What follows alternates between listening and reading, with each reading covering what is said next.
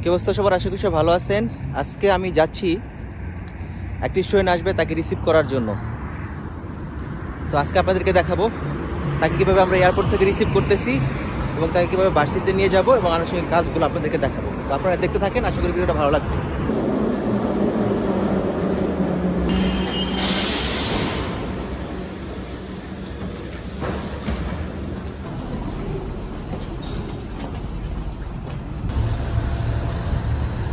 আমরা এখন এই বাসে করে যাব দামোদর এয়ারপোর্টে।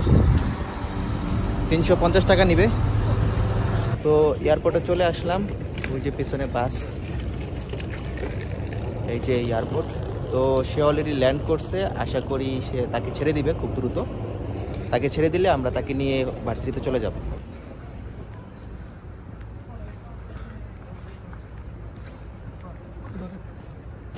আমরা চলে আসছি অলরেডি এয়ারপোর্টে। এই হচ্ছে এয়ারপোর্টের আজকের অবস্থা। ফ্লাইট একটু আগে নামছে, তো আমরা আশা করি তাকে খুব দ্রুত পেয়ে যাব। আরিফ ভাই চলে আসছে, খুব দ্রুত চলে আসছে আমাদের আরিফ ভাই। জি এই যে আমি এখানে, এই যে জি এই যে আমাদের আরিফ ভাই চলে আসছে। কি অবস্থা ভাই? ভাই আলহামদুলিল্লাহ ভাই, ভালো লাগছে সবকিছু? জি আলহামদুলিল্লাহ। বাংলাদেশের চেয়ে মানে এখানে ইমিগ্রেশন অনেক সহজ ছিল। আমাদের আরিফ ভাই অলরেডি চলে আসছে। আরিফ ভাই, ঠান্ডার অনুভূতিটা কেমন যদি একটু বলতেন? ঠান্ডার অনুভূতি আসলে সামার কান্ট্রি থেকে আসছি, তো আমার কাছে ঠান্ডার অনুভূতিটা মানে অনেক বেশি মনে হচ্ছে। আমি ইয়েতে দেখেছি হচ্ছে +1 নেটে। বাট এখানে আমার মনে হচ্ছে যে মাইনাস চলতেছে। আমার কাছে এই ফিলটা হচ্ছে এখন মাইনাস চলতেছে। হ্যাঁ। কিন্তু আপনার কাছে রাশিয়াতে যে আপনি আসছেন, আপনি যখন নামলেন বিমান থেকে, সেই সময়ের অনুভূতিটা কেমন আপনার? সেই সময় আমি মানে খুবই একটা এক্সাইটেড অবস্থায় ছিলাম। আর হচ্ছে আমি আসলে দোয়া ইউজ করতেছিলাম যে এই ইমিগ্রেশনের পেট থেকে যেন বেরিয়ে চলে। কারণ আমি এই ইমিগ্রেশন সম্পর্কে এত শুনছি যে এখানে খুবই একটা ঝামেলা হয়। আলহামদুলিল্লাহ আজকের ইমিগ্রেশনে যারা দায়িত্বরত ছিল, আল্লাহ অনেকদেরকে আমাদের জন্য মানে সৌভাগ্য আসলে যারা থাকা। খুব দ্রুত কাজ হয়ে গেছে, অনেক কাজ হয়ে গেছে। পাসপোর্টও দ্রুত ডেলিভারি দিয়ে দিচ্ছে। প্লাস হচ্ছে যে আপনার সাথে কি ইমিগ্রেশন কার্ডটা কি আছে সেটা কি আপনি দেখছেন? জি, ছোট একটা পেপার আছে। ছোট একটা পেপার, এটা কি ধারণা যাবে? তো যারা আসবেন ইমিগ্রেশন কার্ডটা আপনাদের সাথে রাখবেন। পাসপোর্টের ভিতরেই আমার বন্ধু সাইফুল বলছে রাখতে। আর এই হচ্ছে আমাদের সাইফুল ভাই, সে হচ্ছে আরেকজন ব্লগার। তার সাইফুল ওয়ার্ল্ড, তার চ্যানেল নাম হচ্ছে দা ডজ সাইফুল।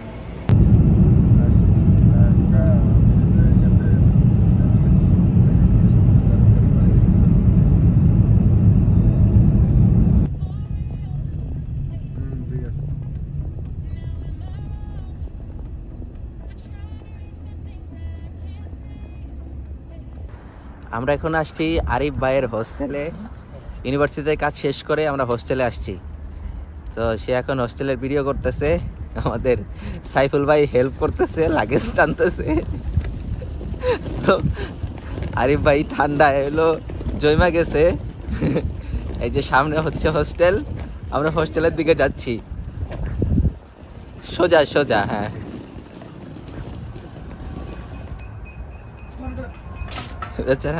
বেচারা আজকে লাগেজ নিয়ে একটু টায়ার্ড।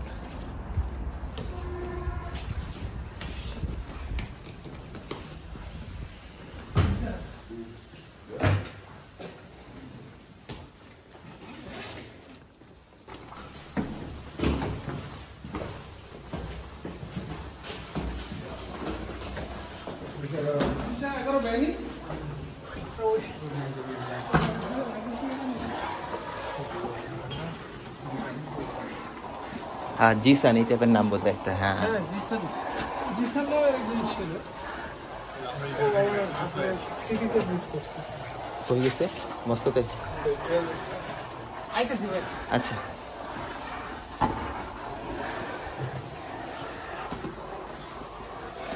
এই হচ্ছে হোস্টেল আমাদের আরিফ ভাইয়ের হোস্টেলে। আমরা জিনিসপত্র রাখলাম, একটু অগোছালো করে রাখছে যারা থাকে। চাবি কার কাছে? আচ্ছা ঠিক আছে, তাহলে আমরা এখন আমাদের আরিফ ভাই প্রচণ্ড ক্ষুধার্ত, তাকে নিয়ে আমরা বার্গার কিংয়ে আসছি, সে বার্গার কিং খাইতেছে, এরপরে তাকে নিয়ে আমরা আবার নেক্সট গন্তব্যে যাব। তো আপনার অনুভূতি কেমন ভাই? শীতের কাপড় কিনতে যাবো। শীতের কাপড় কিনতে যাবেন? তো সে শীতের কাপড় কিনতে যাবে, কারণ সে আগের ব্লগগুলোতে দেখছে কিভাবে আমি সবাইকে নিয়ে গেছি, সেও কোনো কিছু মিস করতে চাচ্ছে না। হ্যাঁ,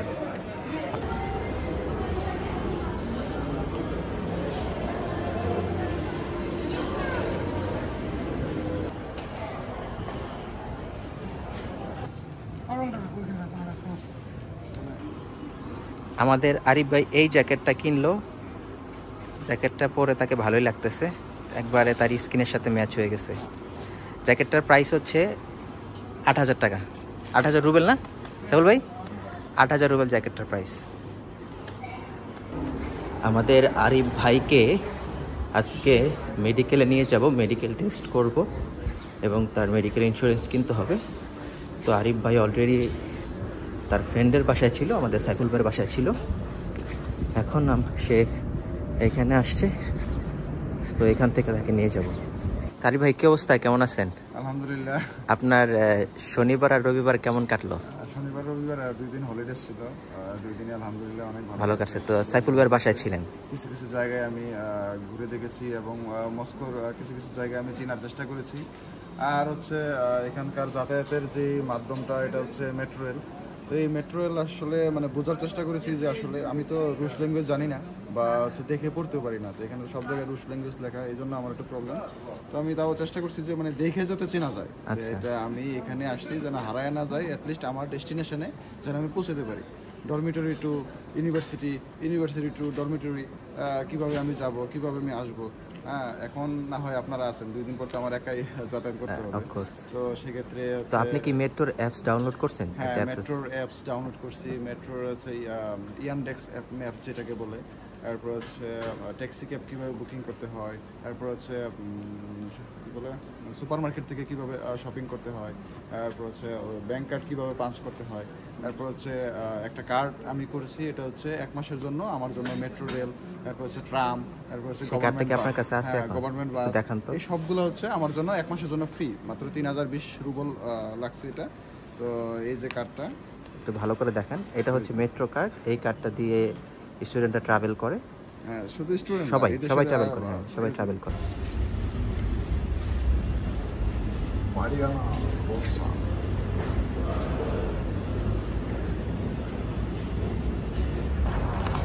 তো আমি আরিফ ভাই আমরা আসছি মেডিকেল করার জন্য তার।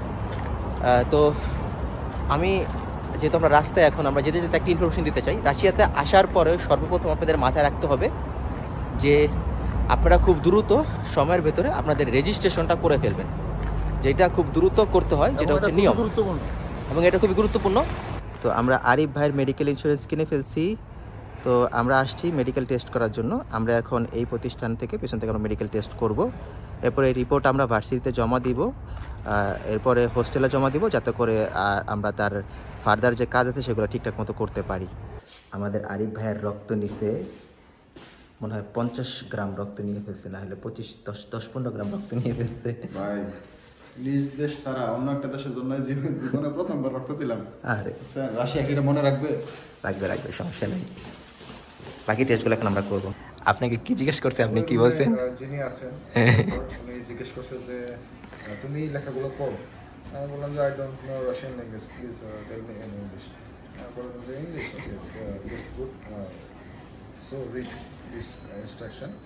তারপরে আমি 7টা এখানে পয়েন্ট ছিল, যে প্রথম পয়েন্টটা ছিল হচ্ছে মেডিকেল কোনো কমপ্লেন আছে কিনা, আমার কোনো ধরনের হচ্ছে ডিজিজ, করোনিক ডিজিজ আছে কিনা, হচ্ছে স্পাইন, বিভিন্ন ধরনের যে রোগের যে প্রকার, এই সমস্ত রোগ আমার আছে কিনা। পরে আমি দেখলাম পরে আমি বললাম অল ওকে, আচ্ছা বলতেছে ওকে তোর কাছে হ্যাঁ, তুমি শুয়ে যাও, আমার কাপড়টা একটু উপর করো, পরে পেট চেক করছে আর কি, কিডনি, হ্যাঁ সব কিছু, মানে আমি নিয়ে আসছি কিনা 2টা কিডনি, এটা চেক করলো আর কি। আচ্ছা ঠিক আছে।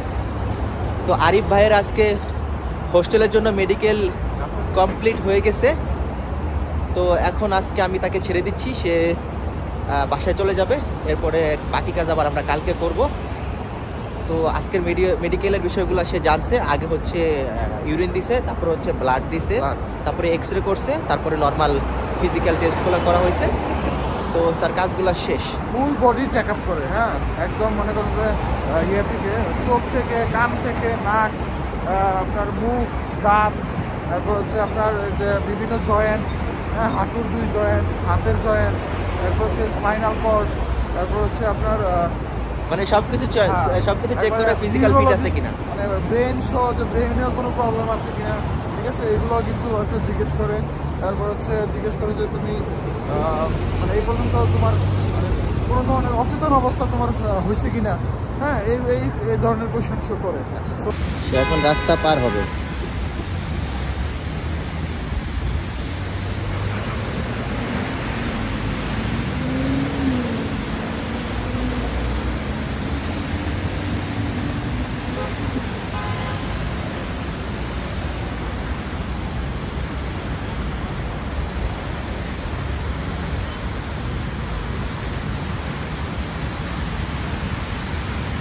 আমাদের আরিফ ভাই কাগজে লিখে রাখছে বাস স্টেশনের সিস্টেম, মেট্রো সিস্টেম, সে কোন মেট্রো থেকে কিভাবে বাসে করে হোস্টেলে যাবে, ইউনিভার্সিটির হোস্টেলে, সেগুলো সব লিখে রাখছে।